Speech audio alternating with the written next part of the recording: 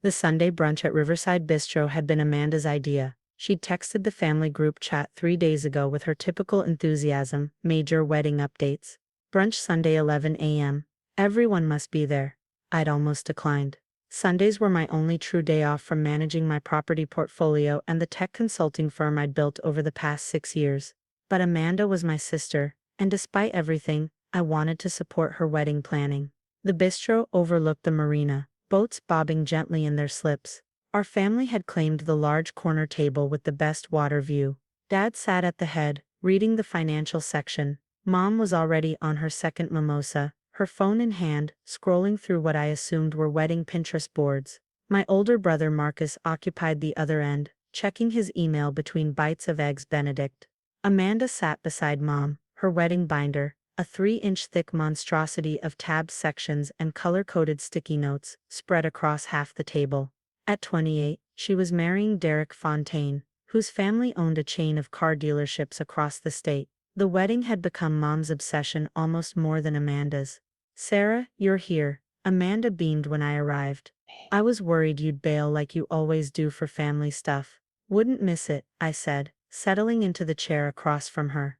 The server immediately brought me coffee, black, no sugar. At least they remembered. So, Amanda clasped her hands together, practically vibrating with excitement. "Derek and I have made a huge decision about the venue." Mom set down her phone, giving Amanda her full attention. Even Dad lowered his newspaper slightly. "We've been looking at venues for months," Amanda continued. "The Grand View Hotel wants $40,000 just for the space rental. The Botanical Gardens are booked 2 years out. The historic mansion downtown has that weird smell in the ballroom. The foundation issues," Mom murmured knowingly. "Exactly." Amanda flipped open her binder to a section marked venue in purple marker. "But then Derek and I were talking last weekend, and we realized we've been overlooking the most perfect, most beautiful, most meaningful option." She paused dramatically. I sipped my coffee. "The lake house," Amanda announced, as if she'd just solved world hunger.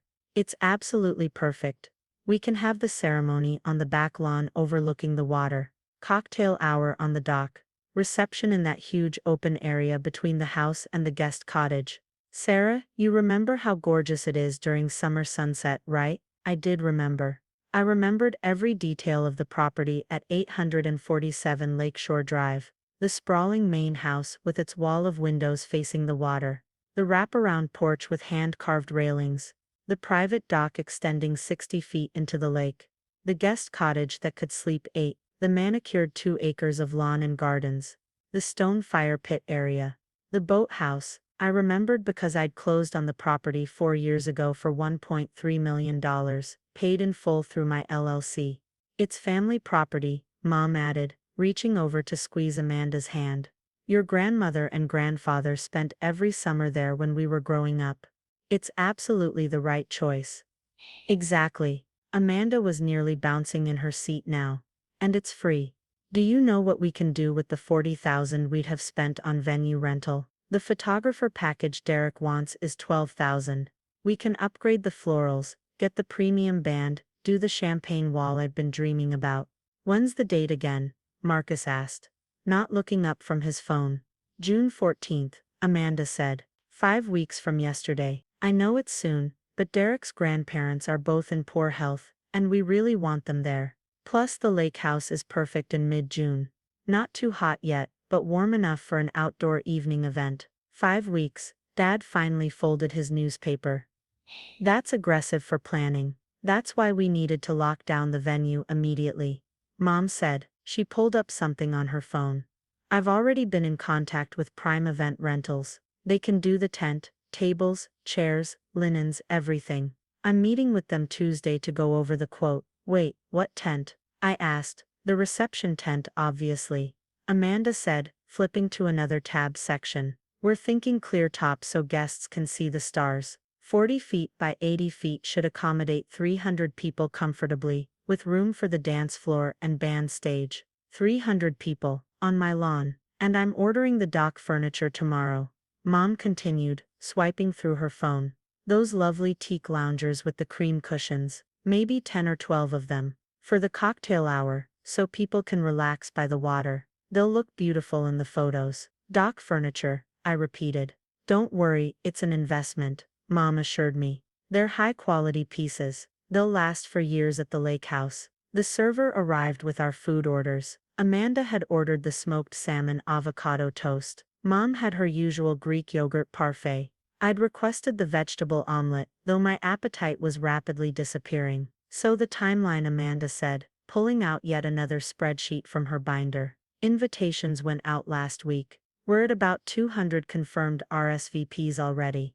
Expecting the full 300 within the next week. Save the dates went out 2 months ago, so people have had time to plan. 200 confirmed, I said slowly. For an event at the lake house. At our lake house, yes, Amanda corrected absently, marking something in her binder. Derek's family is huge. He has 47 first cousins alone. And obviously, we're inviting everyone from Mom and Dad's social circle. The Hendersons, the Patels, the Vanderbilt group from the club. The Vanderbilts will be so impressed, Mom said dreamily. Especially with the waterfront setting. Their daughter got married at that awful hotel ballroom with the low ceilings. I set down my fork. Amanda, have you actually been to the lake house recently? Not since last summer, she admitted. But I remember it perfectly. Why? Just wondering about the condition of things. I said carefully. Property maintenance, that sort of thing. Oh, that's all handled. Mom waved dismissively. Your father's been taking care of the property management for years. The lawn service, the cleaning crew. It's all maintained beautifully. Dad coughed slightly but said nothing. Actually, I started, but Amanda cut me off, too excited to notice. Sarah, I was hoping you could help with something, she said, her eyes bright. You're good with organization and logistics, right? From your little computer job. My little computer job was actually Mitchell Solutions Group, a tech consulting firm with 18 employees and annual revenue of $3.2 million. But I'd learned years ago that correcting family assumptions only led to awkward conversations about why I didn't talk more about my work. What do you need? I asked. A day of coordinator, Amanda said. Someone to make sure vendors arrive on time, handle any little emergencies, that kind of thing. Derek's hiring a professional wedding planner, but she's expensive enough as it is. We thought you could handle the logistics the day of. You'd still enjoy the wedding, obviously, but just keep an eye on things. You want me to work your wedding, I clarified. Not work, just help, Amanda said. Family helps family, right? Plus you're always so calm in a crisis. Remember when the power went out at Dad's 60th birthday? You had those backup generators arranged within an hour. That was because I'd called the property management company for my downtown commercial building and had them send over equipment. But again, explaining seemed pointless. I'll think about it, I said. Thank you. Amanda squealed, interpreting my non-answer as agreement. She made a note in her binder. Sarah, Day of Logistics Coordinator. Marcus finally looked up from his phone. What about parking? 300 people is a lot of cars. We're hiring valet service, Mom said. They'll park cars along the main road and shuttle people down to the property. The driveway can fit about 20 cars, and we'll reserve those spots for elderly guests and VIPs. My driveway. My property, my lawn about to be covered with a massive tent and 300 wedding guests. The caterer sent over the menu options, Amanda continued, pulling out another section of her binder. We're thinking past hors d'oeuvres during cocktail hour. Those little crab cakes, prosciutto wrapped asparagus, truffle mac and cheese bites. Then for dinner, choice of filet mignon, Chilean sea bass, or vegetarian risotto. And the cake. She was interrupted by a knock on the bistro's front window. A courier stood there in a brown uniform, checking a clipboard. The hostess pointed toward our table. Sarah Mitchell, the courier called out, approaching our table. That's me, I said. Certified mail requiring signature, he said, extending his electronic tablet. From the Lakewood County Assessor's office. The table went quiet. I signed the tablet, and he handed me a thick manila envelope with official government seals. What's that about? Dad asked, his newspaper now fully lowered. I opened the envelope. Inside was the annual property tax statement for 847 Lakeshore Drive. The document was comprehensive, 2 pages detailing the assessed value, tax rate and payment due. Property address, 847 Lakeshore Drive, Lakewood County. Owner of record, Sarah Elizabeth Mitchell. Assessed value, $1,847,000. Annual tax due, $47,318. Payment status, current, paid in full via auto pay. The document included my name in bold letters, my LLC's name as the holding company, the legal description of the property, the payment history showing 4 years of tax payments, all on time, all from my accounts. Amanda's face had gone pale. Her wedding binder, which she'd been holding at an angle to show Mom the cake options, slipped from her hands. It hit the edge of the table and tumbled to the floor with a heavy thump, scattering loose papers and sample fabric swatches. I don't understand, Mom said slowly, reaching for the document. I handed it to her. She read it, her lips moving slightly, then read it again. This must be a mistake. It's not a mistake, I said quietly. But, Sarah Elizabeth Mitchell, Mom read aloud, owner of record, that's you, yes. You own the lake house. Amanda's voice was barely a whisper. I've owned it for 4 years, I confirmed. I bought it in March 2020, when the previous owners relocated to Arizona. The previous owners, Dad's face had taken on a grayish tint. Sarah, that property has been in the family since never, I interrupted gently. Grandma and Grandpa rented it every summer for 20 years. They never owned it. The Hendersons owned it. When Mr. Henderson died, and Mrs. Henderson moved to assisted living, their kids sold it. I bought it. The silence at the table was absolute. Even Marcus had set down his phone, staring at me with an expression somewhere between shock and confusion. You bought the lake house, Amanda repeated, as if saying it aloud would make it make sense. You bought it, 4 years ago. Through my LLC, yes, I said. Mitchell Property Holdings. I've been managing it since then. Managing it, Mom echoed. We thought your father was handling the property management. Dad cleared his throat uncomfortably. I may have let you believe that, but Sarah's been the owner since she purchased it. I knew about the sale, but she asked me not to mention it to the family. Why? Amanda's voice cracked slightly. Why would you buy it and not tell us? Because I knew this would happen, I said, gesturing at the scattered wedding binder on the floor. I knew the family would treat it as communal property instead of respecting that it's mine. But we've been planning the entire wedding around the lake house. Amanda's voice was rising now, drawing attention from nearby tables. 200 people have already confirmed. The save the dates had the address on them. Join us for a celebration at the family's lakeside estate. That's what they said. The family's lakeside estate, that you don't actually own, I said. Mom's hand was shaking as she set down the tax document. Sarah, this is your sister's wedding. I'm aware. She's been planning this for weeks. The save the dates went out months ago. People have made travel arrangements. Derek's grandparents are flying in from Florida specifically for this. I understand that, I said calmly. But nobody asked me if they could use my property for a 300-person event. Asked you? Amanda stared at me like I'd grown a second head. It's the lake house. It's always been available for family events. When you didn't own it, I pointed out. When the Hendersons owned it, Grandma and Grandpa paid them rental fees every summer, $12,000 per season, if I remember correctly from the records. You're saying you want us to pay you? Mom's voice was cold now. Your own sister's wedding. I'm saying nobody consulted me, I replied. You didn't ask if the property was available. You didn't ask about my plans for that weekend. You didn't discuss logistics, insurance, liability. You just decided you were using my home, and assumed I'd be fine with it. Marcus finally spoke up.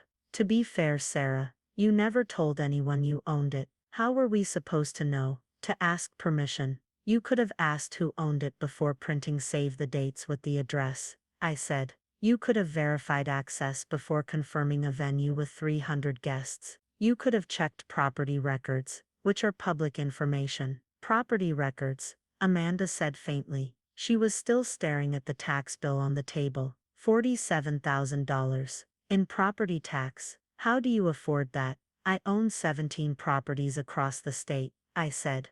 The lake house is actually one of the smaller ones. My commercial building downtown generates enough monthly rental income to cover the lake house's annual expenses 3 times over. The revelation seemed to physically stagger Mom. She grabbed the edge of the table. 17 properties. You own 17 properties. 18, actually, as of last month, I corrected. I acquired a mixed-use building near the university. Great rental market with the student population. Your little computer job, Amanda said, her voice hollow. My tech consulting firm does well, I acknowledged. But the real estate portfolio is where most of my net worth comes from. I started investing in properties 6 years ago, bought distressed assets, renovated them, either sold for profit or kept them as rentals. The lake house was always meant to be a personal property, not an investment, which is why I've kept it private. Dad was nodding slowly, as if pieces were finally clicking together. The times you were too busy for family dinners, you were closing deals. Often, yes. The old car you drive, Mom said, gesturing vaguely. We thought you couldn't afford anything better. But you were just being discreet, I finished. I prefer not to draw attention to my financial situation. By letting your family think you were barely scraping by? Amanda's shock was morphing into anger now. We felt sorry for you, Sarah. Mom and Dad offered to help you with rent money last year, which I declined, I reminded her. I've never asked this family for financial help, not since I graduated college and started working. But you let us believe you needed it, Mom said. That's almost worse than asking for it. The server approached hesitantly, probably drawn by Amanda's raised voice. Is everything all right here? Can I get anyone anything? We're fine, Dad said tersely. The server retreated quickly. Amanda bent down and started gathering the papers that had fallen from her binder. Her hands were shaking. The wedding is in 5 weeks. 5 weeks, Sarah. What am I supposed to do? Find another venue, I said. It sounded harsh even to my ears, but there was no gentle way to say it. In 5 weeks? With 300 guests? Amanda's eyes were filling with tears now. Do you have any idea how impossible that is? I know it's difficult, I acknowledged, which is why you should have confirmed venue availability before sending save the dates. With our own family property, Amanda practically shouted, who confirms availability for their family's lake house? Someone who realizes it's not actually their family's lake house, I said. Mom stood abruptly, her chair scraping loudly against the floor. I cannot believe how selfish you're being. This is your sister's wedding day, the most important day of her life, and you're going to ruin it over property ownership technicalities. I'm not ruining anything, I said, keeping my voice level. I'm simply clarifying that my home is not available for use without my permission. Then give permission, Mom snapped. For God's sake, Sarah, be reasonable. I don't think it's unreasonable to expect to be consulted before my property is volunteered for an event, I replied. Marcus cleared his throat. Maybe there's a compromise here. Sarah, what would it take for you to agree to the wedding being held at the lake house? I'd been expecting this question. I pulled out my phone and opened the Notes app where I'd been doing calculations since Amanda first mentioned the venue. A 300-person event on that property would require several things, I said. First, special event insurance with at least $5 million in liability coverage. The premium for that would be approximately $8,000 for a single-day policy. $8,000. Amanda gasped. For adequate coverage, yes, I continued. Second, I'd need a professional security team to manage the property during the event. My insurance agent specifically requires that for events over 100 people. That's another $6,000 minimum. $14,000 already, Mom calculated, her face ashen. Third, professional cleaning services before and after. The house would need to be pristine for guest use, and return to pristine condition afterward. That's about $3,000. Fourth, the lawn will be damaged by 300 people, tent installations, catering equipment. Professional lawn restoration afterward is probably $5,000. I scrolled down my notes. Fifth, the dock isn't rated for commercial use or large gatherings. I'd need an engineer to certify it's safe for the cocktail hour you're planning, and likely need to purchase additional liability coverage specific to the waterfront access. That's another $4,000 combined. We're at $26,000, Dad said quietly, and that's not counting the dock furniture Mom mentioned ordering, which I didn't authorize and won't be paying for, I added. or the wear and tear on the interior of the house if you're planning to use it for bridal suite preparations or guest access, or the risk to my personal belongings that are currently in the house. Amanda's tears were flowing freely now. You want $26,000 to use the lake house for one day? I'm not saying I want anything, I clarified. I'm explaining what would be required to use my property safely and legally for an event of this magnitude. These aren't arbitrary numbers I'm making up. This is what my insurance agent and attorney would require. Your attorney, Mom said coldly. Of course you have an attorney. I have several, actually, I said. Real estate law, business contracts, estate planning. When you own significant assets, you need legal counsel. The bistro had gone noticeably quieter. Other tables were openly watching our family drama unfold. Amanda was crying into her napkin. Mom looked like she wanted to flip the table. Dad seemed to have aged 10 years in the last 20 minutes. Marcus was staring at his eggs Benedict like it might provide answers. I have a question, Marcus said finally. You said Dad knew you bought the property. Why didn't you tell the rest of us? I looked at Dad, who had the grace to look uncomfortable. I told your father because the purchase required me to liquidate some family stocks that were in my name. I needed his signature on a few transfer documents. I asked him to keep the purchase private because I wanted at least one aspect of my life that wasn't subject to family input and assumption. Family input, Amanda said bitterly. Is that what you call your sister wanting to celebrate her wedding? I call it exactly what happened this morning, I said. You announced you were using my property. You didn't ask, you didn't check, you didn't consider that I might have plans for it, or that I might value my privacy. You assumed it was available and acted accordingly. Because we're family, Amanda cried. Family doesn't need permission to use family property. But it's not family property, I said, tapping the tax bill that still lay on the table. It's my property. The county assessor is very clear on that point. Mom sat back down heavily. So what happens now? Now Amanda needs to find a different venue, I said. I'm sorry the timing is difficult, but that's not something I can fix. Can't or won't? Mom demanded. Both frankly, I said. I won't agree to a 300-person event on my property, and I can't make alternative venues magically become available. Amanda was frantically scrolling through her phone now, her tears forgotten in sudden panic. The Grandview Hotel still has their website updated. Maybe they still have June 14th available. Call them, Marcus suggested. Right now. Maybe you get lucky. Amanda stepped away from the table, phone pressed to her ear. We could hear her talking rapidly to whoever answered, her voice high and strained. Yes, June 14th. I know it's short notice. No, I understand. Nothing available at all. What about the smaller ballroom? Even that's booked.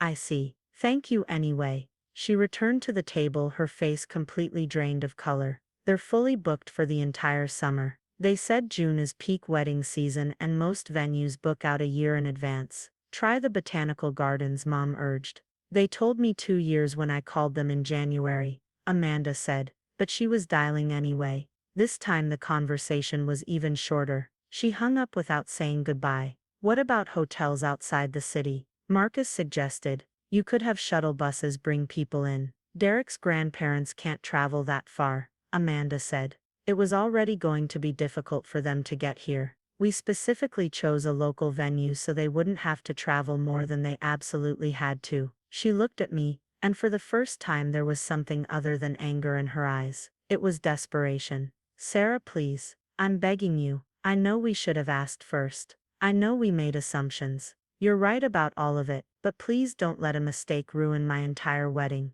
I'm not ruining your wedding, I said, though the words felt hollow even to me. I'm just not providing my home as a venue. It's the same thing, Amanda shouted. Don't you understand? Without the lake house we don't have a venue. Without a venue there's no wedding.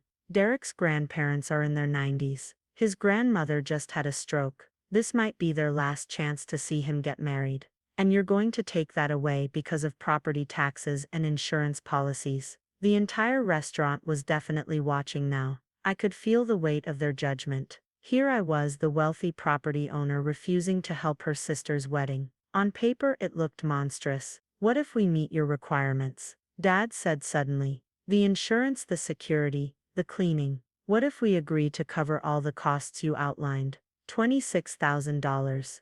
Mom breathed. Plus the venue rental fee we were going to save. It's still cheaper than most wedding venues, Dad argued. The Grandview wanted $40,000 just for the space. If we agree to Sarah's terms, would you allow the wedding to take place? All eyes turned to me. Amanda's tear-stained face was hopeful now. Mom looked calculated, already planning how to fund this. Marcus seemed relieved that a solution might be emerging. Dad looked tired but determined. And I realized I was trapped. If I said no now, I wasn't just refusing to let my property be used. I was actively choosing to ruin my sister's wedding despite her willingness to meet my terms. Every person in this restaurant would go home and tell the story of the cruel sister who valued property rights over family bonds. There are conditions, I said slowly. Anything, Amanda said immediately. The wedding planner you're hiring needs to coordinate directly with my property manager, I said. All vendor access, all setup and teardown, all logistics go through them. No one enters the property without authorization. Done, Amanda agreed. The insurance policies need to be purchased and verified by my attorney before any contracts are signed with vendors. I continued. I want documentation that everything is covered. We'll handle it, Dad said. The house interior is off limits except for bathroom access, I said firmly. Bridal party preparations happen in the guest cottage only, which will be emptied of my belongings beforehand. No one goes into the main house. That's fine, Amanda said quickly. The cottage is plenty big enough. And after the wedding, we go back to the way things were, I said, looking at each family member in turn. You don't assume access to my properties. You don't make plans involving my assets. You treat my belongings as mine, not as communal family resources. Is that clear? There was a long pause. Then Mom nodded stiffly. Crystal clear, Amanda, I prompted. Yes, she said. I understand. And Sarah, thank you. Really, I'm sorry we didn't ask first. We just thought, you thought wrong, I said. But I tried to soften it with a slight smile. But congratulations on your wedding. I hope it's beautiful. Amanda practically collapsed back into her chair, relief washing over her face. Oh my God, I thought my entire wedding was going to fall apart. Derek is going to die when I tell him about this. Speaking of Derek,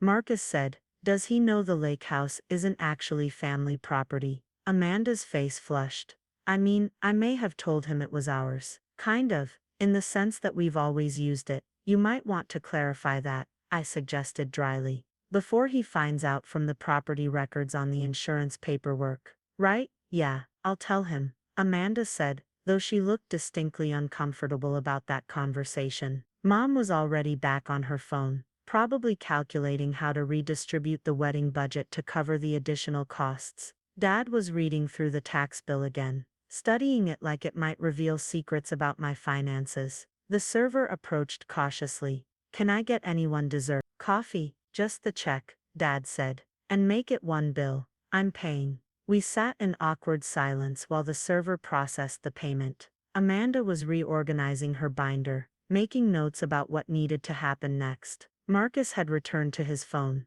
Mom was still scrolling through what I could now see were furniture websites. She hadn't given up on those dock loungers. I do have one question, I said, looking at Mom. Those teak loungers you were planning to order, where exactly were you planning to have them delivered? Mom had the grace to look embarrassed.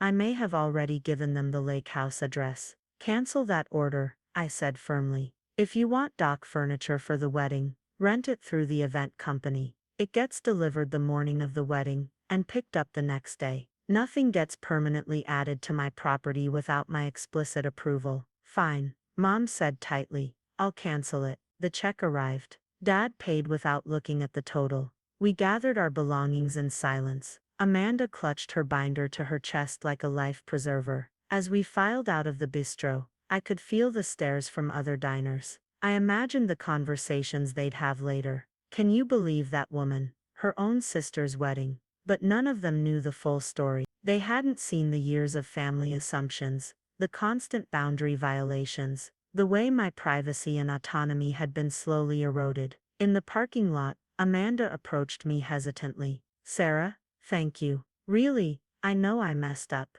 Just don't let it happen again, I said. I won't, she promised. And can I ask, Why didn't you tell us? About the properties, the business, all of it. I considered the question carefully. Because the moment I told you, everything would change. You'd have opinions about my investments, questions about my spending, expectations about what I should do with my money. I wanted one part of my life that was just mine. Does that make sense? Amanda nodded slowly. Yeah, actually it does. I mean, I don't like it, but I get it. Good, I said. I'll see you at the wedding. You'll still come, even after all this. You're my sister, I said simply. Of course I'll be there. Amanda hugged me then, quick and fierce. Thank you for everything. And I really will make sure Derek knows the truth about the property. I watched her walk away toward her car, wedding binder still clutched tightly. Mom and Dad were talking in low voices by their Mercedes,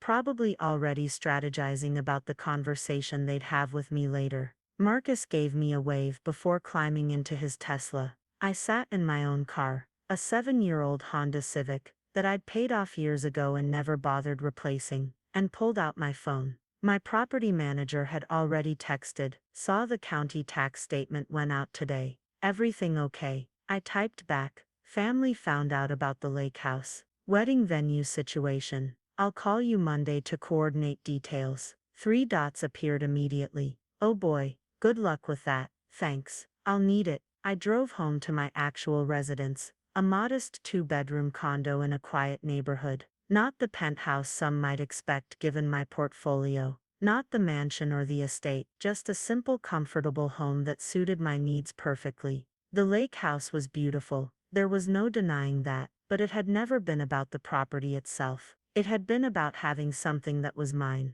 something I'd earned through years of careful investing and strategic planning, something the family couldn't just assume access to, and now they knew. The secret was out. My quiet, private financial life had been exposed over brunch at a waterfront bistro, revealed by a property tax bill arriving at exactly the wrong moment. Or maybe exactly the right moment. Because now at least, the boundaries were clear. The property was mine. The choices were mine. And whether the family liked it or not, they'd have to respect that. I thought about Amanda's wedding, now just 5 weeks away. 300 guests gathering on my lawn, celebrating love and commitment and family bonds. There would be joy there, and dancing, and probably some spectacular sunset photos over the lake. And when it was over, when the tent came down and the rental furniture was hauled away and the guests went home, the lake house would still be mine. My property, my investment, my boundary. That was worth more than any family assumption about what should belong to whom.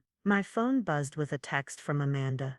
Just told Derek everything. He wants to apologize to you in person. Sunday dinner at our place next week. I smiled and typed back. I'll be there. Family was complicated. Boundaries were hard. But maybe, just maybe, we were all learning.